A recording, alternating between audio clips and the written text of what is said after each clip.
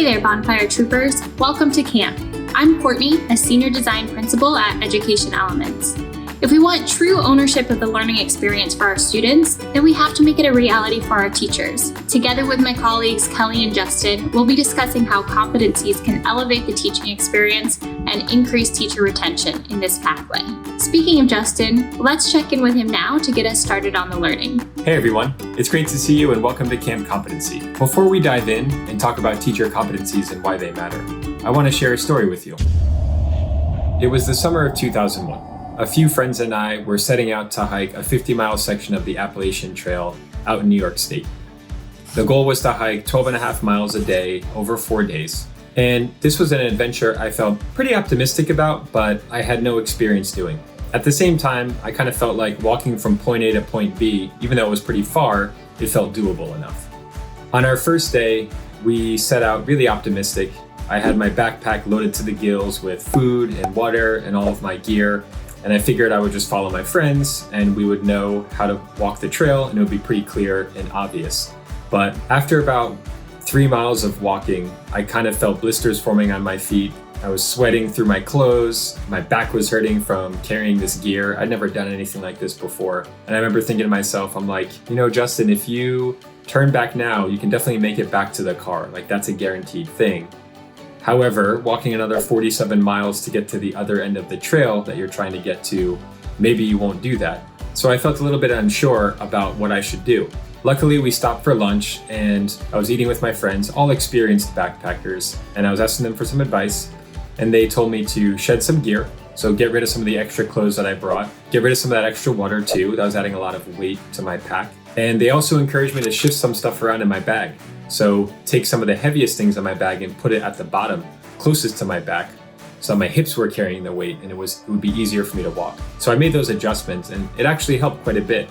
And then once we started walking again, I started to get lost. And I got lost because I didn't know what trailblazes were or how to follow the trailblazes on the Appalachian Trail. And for those of you who are hikers, you'll know what I'm talking about. But if you're like me and you weren't a hiker before, you wouldn't know that blazes are these little 6-inch strips of white paint that are on trees. And what they do is they essentially mark the trail. So they tell you where to go, and they also tell you where to turn. Needless to say, I didn't really know how to follow those blazes or even that blazes existed. So when I took this first trip, I learned pretty quickly where my skills were, which were not many, and where I was deficient.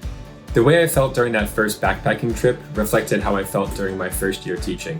Very tired, certainly confused, and definitely lost at times. That's why we're here to talk to you today about teacher competencies, what they are, why they matter, and how to put them into practice. Through reflection and planning, we can better position teachers to be successful on their very first days in the classroom, all the way through the later years of their career. When we talk about competencies, we anchor our definition in the work of the Aurora Institute.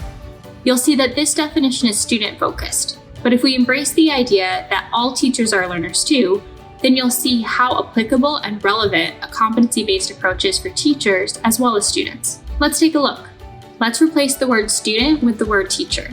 If we empower teachers to make decisions about their learning experiences, provide them with timely, differentiated supports to progress based on evidence of mastery, and give them opportunities to participate in a learning environment rooted in equity and held to explicit, transparent, measurable, and transferable learning experiences, then we rethink teacher onboarding, development, and career growth, and in turn can positively impact our teacher retention. Now that we've talked about what competency-based education for teachers means, let's talk about why teacher competencies are so important. First, we need to practice what we preach. We need to build empathy for and a foundational knowledge of the learning experience we want students to have. If we want a student-driven learning experience for students, then that needs to be the reality for teachers as well. Secondly, we need coherent, teacher-driven professional development. In many school systems, PD is compliance-driven, not need or interest-driven. On top of that, too often it becomes repeating the sessions we always do instead of focusing on our vision for moving forward. When we use competencies for teachers, we pinpoint specific and meaningful experiences, and we align professional development to individual needs. Thirdly, we need to clarify reform and district change. Competencies show us what we value most, the skills and practices we believe are most important. When we take a competency-based approach to teacher development, we're not just enhancing their experience with onboarding and career growth, we're also uniting around a common vision for what the district believes in and how we're moving forward. So, how do you transition to a competency-based approach for teachers? The first step is to get a deeper understanding of the knowledge and skills students need to be successful in the context of your community and in the larger global and education context of our world.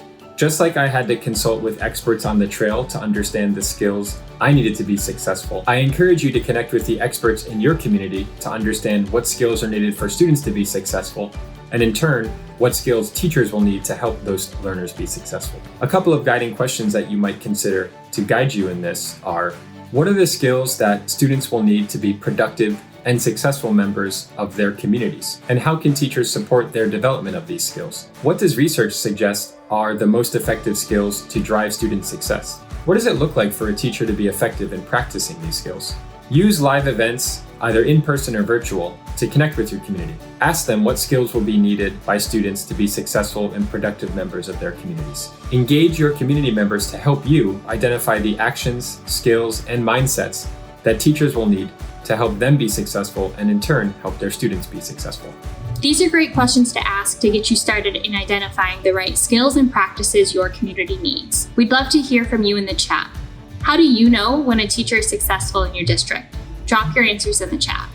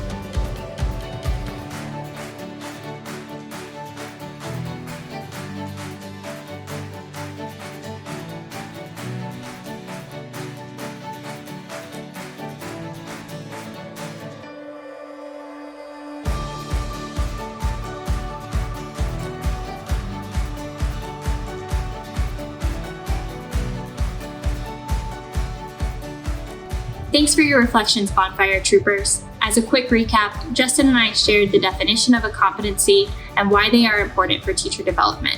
Let's continue our adventure with Kelly on what developing teacher competencies might look like in your district.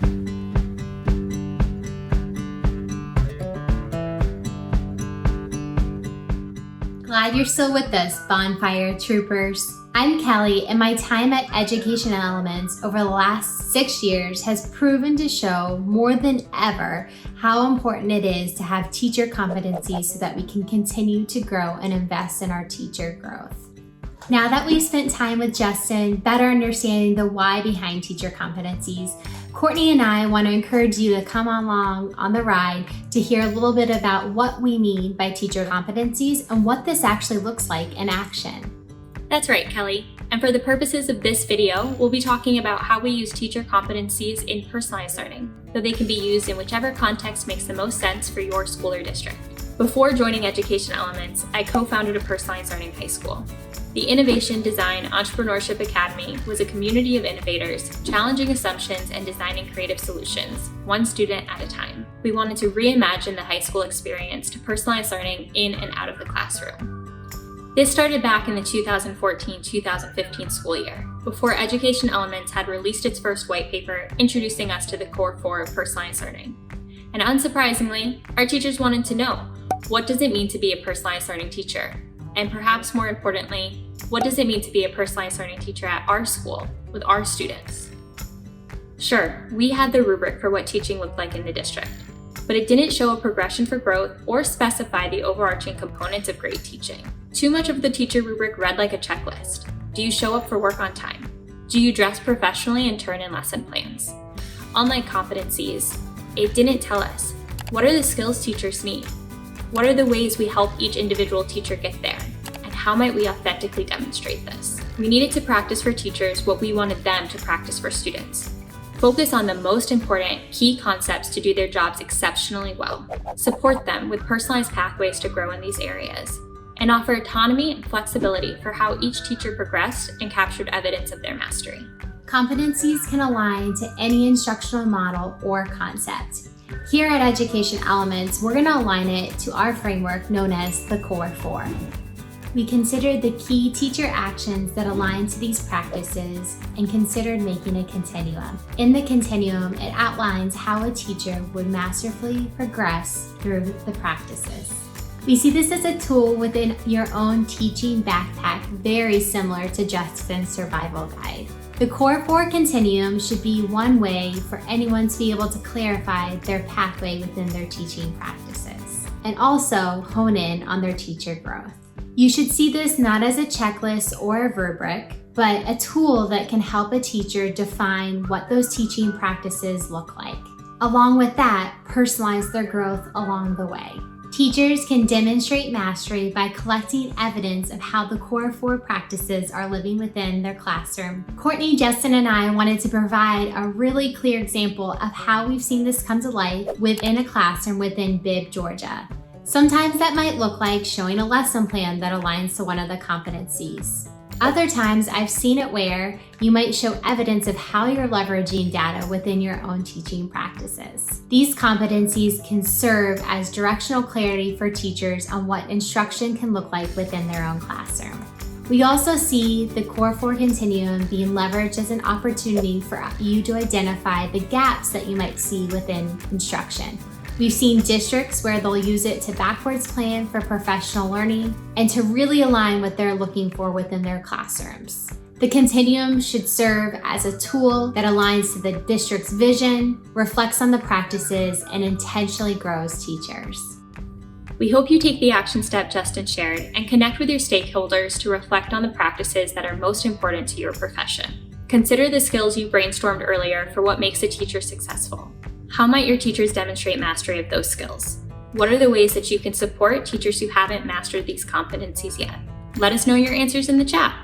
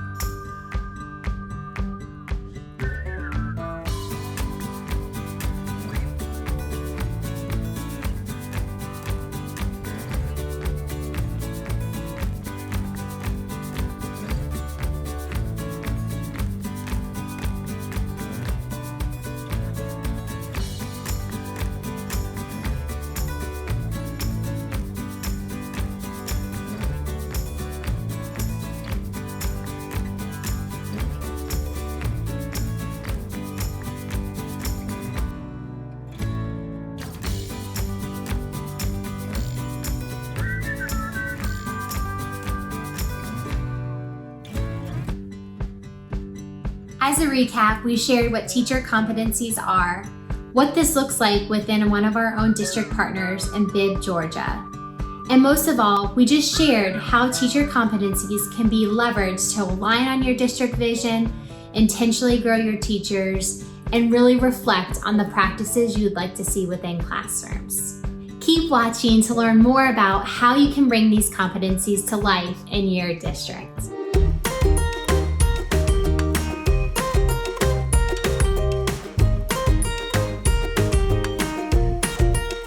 As we work with hundreds of district and school leaders across the country, the biggest thing we hear that they're facing is the recruitment and retention of talent within their own districts and schools. To begin, Justin, Courtney, and I want to share the 8 essential elements to teacher retention.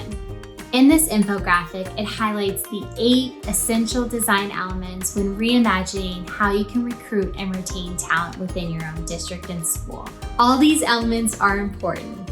Today, Justin and I are gathering in the mess hall to talk more about what it looks like for teacher agency to happen. The average person will work 90,000 hours in their lifetime. That's a lot of hours. For most of us, work fills the majority of our waking hours. And yet, Gallup reports that 70% of employees are disengaged at work. The cost of employee disengagement is enormous for individuals, organizations, and students. This is especially true in the field of education. Tremendous effort and resources have been poured into increasing employee engagement and retention in K-12 education, but with minimal impact. Imagine, Justin, if teachers had more opportunities to improve teacher agency in ways that allowed them to professionally grow and contribute to the spaces that their colleagues are in.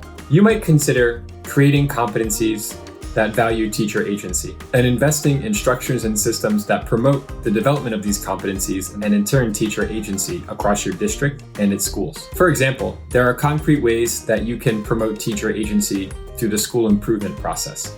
Oftentimes, managing the school improvement plans falls solely on the principals. The reality is that often in schools, principals are not the ones who are closest to the day-to-day work of the school or the data needed to really improve the school. So to bring teacher agency into the school improvement plan process, there's a few things that you can do.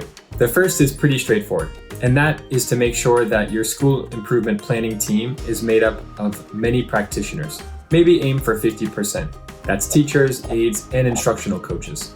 Giving practitioners roles and accountabilities within the school improvement planning process and on that team, it gives them a very clear space to exercise their voice and to share their point of view and perspective on how the school can improve. Second thing you can do is that within your school improvement plan, set some goals and some clear objectives around how you're going to create collaboration structures and decision-making structures to make sure practitioners are involved in key decisions that affect systems across the school. This will both distribute leadership and decision-making while building teachers' capacities around how to understand and solve systems-wide problems. Third, teacher agency can be increased by making sure that teachers have the opportunity to co-build their professional development plans and to decide what their upskilling and reskilling will look like. By increasing teacher efficacy over their own learning and development, you are creating an example and a model for teachers to embrace so that they have agency and decision-making over their own learning, just like we want students to have agency and decision-making over their own learning, as Courtney talked about earlier. Justin shared a very concrete example of how teacher agency can be applied to your school improvement plan. You can anticipate turnover in education, and competencies allow you to positively impact teacher recruitment and retention. 3 ways you can build a competency-based environment. Number 1, increase teacher agency by incorporating it into your school improvement plan. Number 2, increase teacher voice. And number 3, provide plenty of opportunities to upskill your teachers. Let's discuss that third one. I want to take a moment to acquaint you to the chart that talks about the different competencies pre and post-COVID. What you'll notice on the left is the classroom management competencies that teachers needed versus the instructional design strategies or competencies that teachers needed. What you'll notice then is the pre and post-COVID reflections. So you'll notice in the classroom management, it might have been that you had to clearly communicate routines and procedures pre-COVID, whereas when you think about post-COVID updates, the expectations had to be updated, whether it was using how to use the camera appropriately, how do you collaborate within teammates. Those are just some clear examples of how upskilling has had to happen for teachers around this competency. If we were to move to the instructional design competency, we would look and see that there might have been pre-COVID a more gradual release when it came to the instructional design. Whereas in post-COVID, we're really focusing in on those small group instruction opportunities that allow you to really target the instruction for students. Both of these are examples of how your team could reflect on what the upskilling has looked like for your teachers, specifically around these two competencies, which are classroom management and instructional design. I'm going to challenge you to reflect on how your district, pre and post-COVID, is acknowledging the shifts that are happening with upskilling talent within your own district. How do you think education can address the upskilling needed for teachers coming this fall? Take a minute to noodle on this and share your reflections in the chat.